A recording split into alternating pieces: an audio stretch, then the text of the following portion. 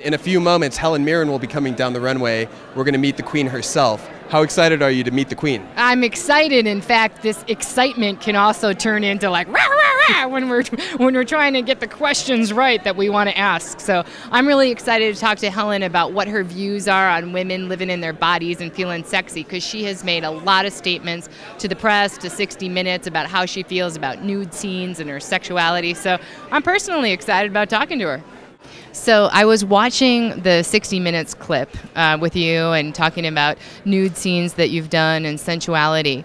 And I was thinking about women in their mid-30s and what advice you might have for them to keep expanding sexually, be a confident woman, and be strong like you. I would say enjoy. That's all. Simply enjoy. It's great to be 30. That's the best time of all to be. So just enjoy yourself, enjoy your life, enjoy your family, and, take a positive outlook on life. Family and children are really important to you.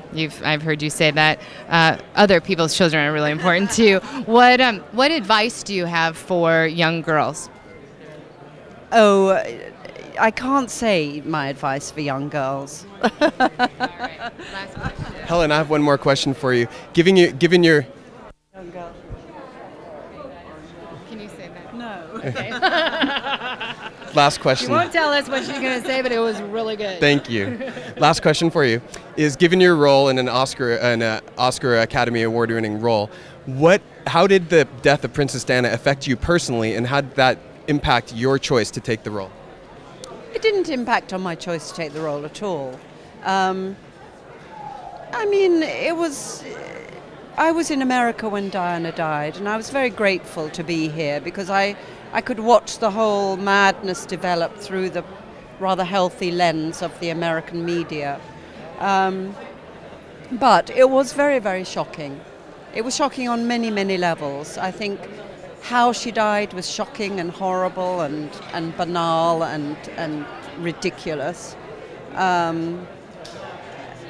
I think the way the public reacted was unseemly. I'm rather with the Queen on that. I kind of agree with her,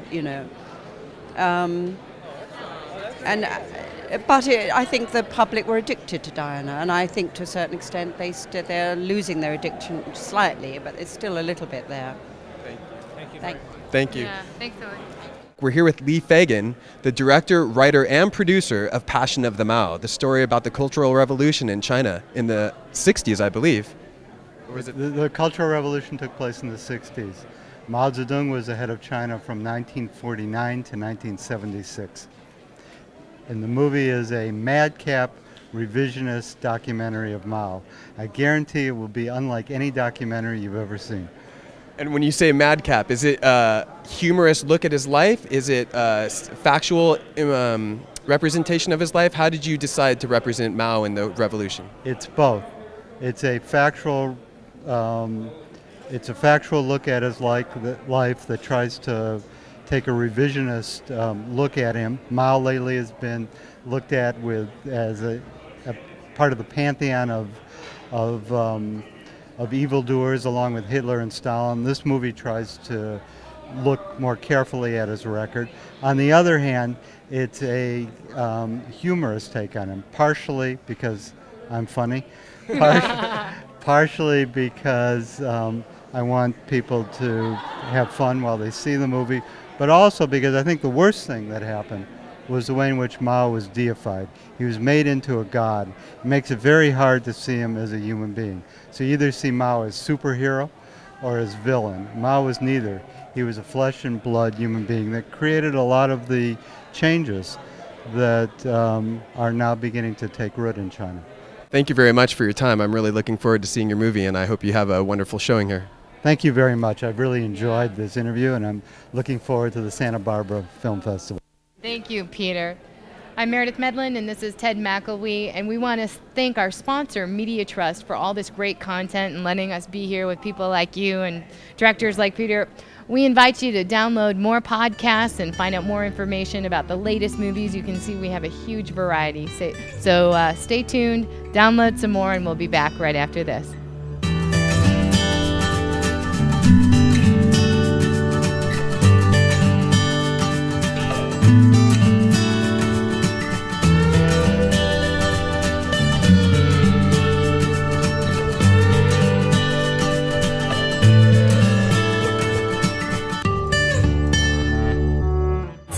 Well, good evening. We're at Brooks Institute, and this is, of course, one of the most lavish and most reclusive estates in all of Santa Barbara, Montecito.